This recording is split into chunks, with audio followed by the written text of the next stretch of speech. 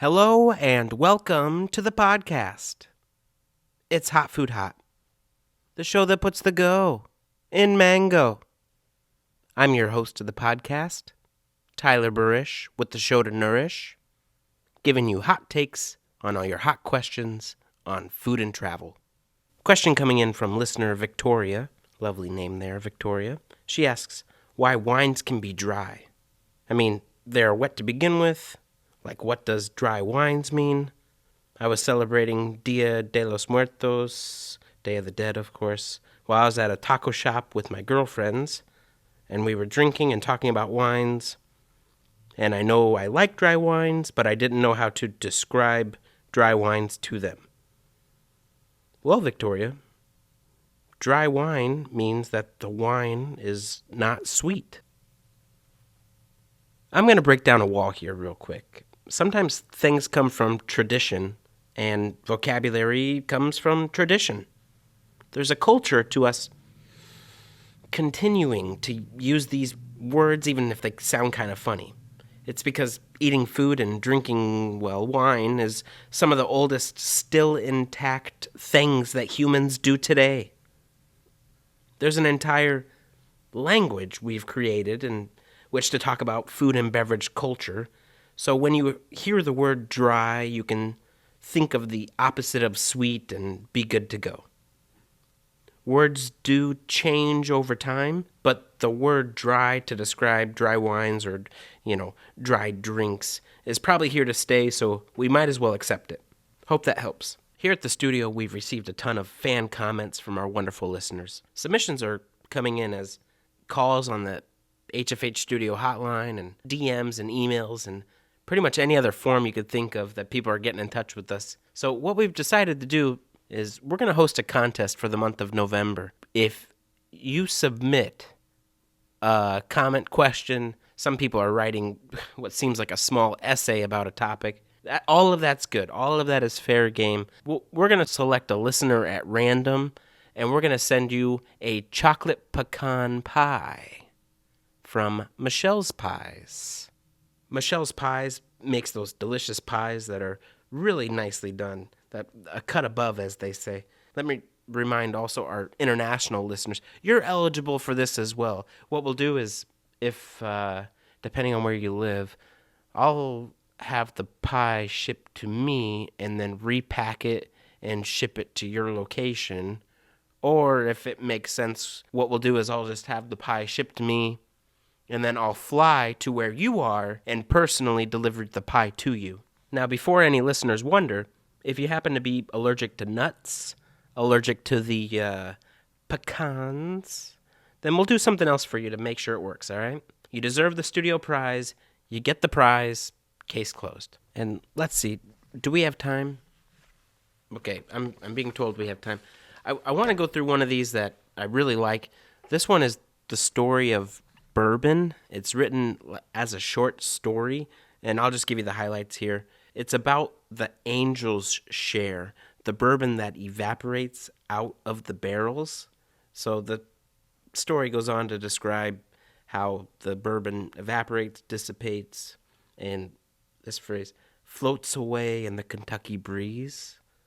When you stand in the barrel warehouses, what they're called rack houses, you can smell the aromas of the caramelly bourbon, and overall it's the story of the patience a woman or a man must have. If you really want the great stuff, you have to allow for time.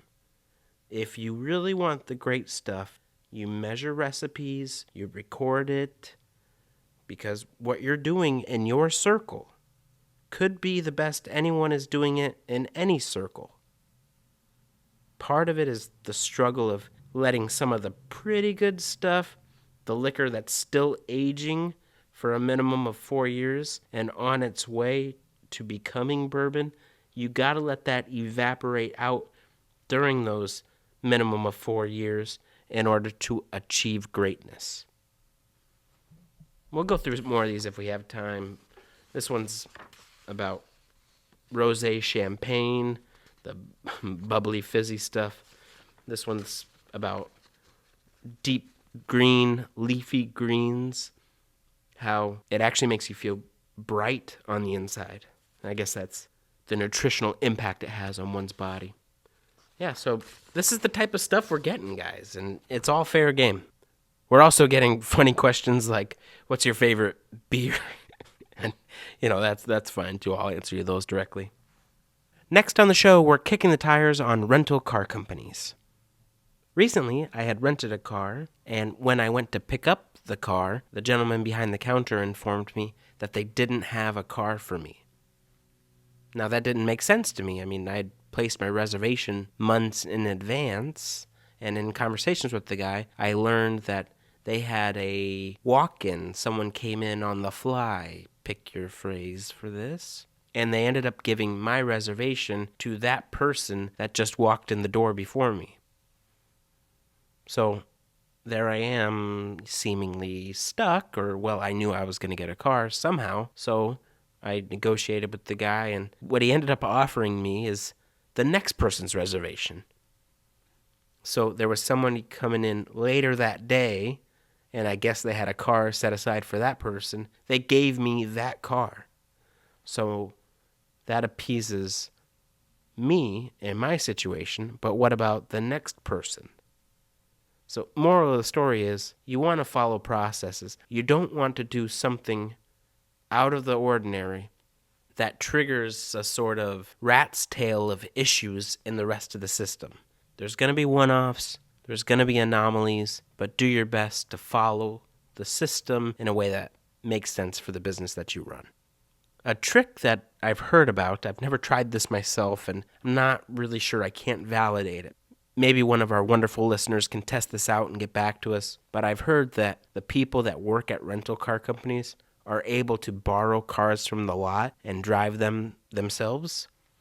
So the trick is to ask, hey, what are you driving? And can I have that car? And I've heard that works. I've not tried it. Again, I'm not sure. I wouldn't lean into that as a solution if you're getting resistance from something like that, but you might try that and see what happens.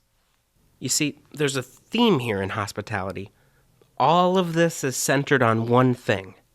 It's taking care of the little details. If you can find actions that will make the guest happy, or make the people that make guests happy, make their lives easier, make those people happy, that's it. In other words, my friends, let's put it this way. If you can figure out how to make things easier for your staff, make it easier for everyone to deliver your guests happiness, to get guests to rave about your product, to get guests to gladly hand you their money, you win the whole thing. When your customer has the best product from you and you make it so that they are happy to pay for the product you deliver, that's the magic. By the way, a lot of these same principles in hospitality can be used in your own life, with your friends, with your family. You see, when it comes to work-life balance, work is sometimes therapy. Sometimes work is the easiest thing to do. It's being a good friend and family member that's hard. Being a supportive spouse or brother or father, sister, mother, grandma, grandpa, handling the real issues, that's the hard part. For the first time in a long time, send the text, make that call, make plans with someone to visit and catch up. Whether that's to unpack the issues, align on life's important topics, then come back to work. Here's what you do. The holidays are coming up, right? You text your sister, hey, did you order a turkey? Want to get together and cook one this year? That's it. See where that leads. Make it easy for your friends and family to be in touch with you. Live a life where you have time to be friendly. Take the time to be friendly. You like what happens. And you know why, right? Because yesterday is history, tomorrow is a mystery, and today is a gift. That's the present, yeah. HFH hotline 816-813-2669. International 1-816-813-2669. That's it for the podcast this week, everyone. Thank you for listening. Subscribe on Apple Podcasts, Spotify, and YouTube. Make your products sell like flapjacks. As a matter of fact, start tomorrow morning with a good breakfast of flapjacks, complete with fresh fruit and 2 or 3 eggs, all sunny side up. Thanks for listening. Life is a journey, and we journey together.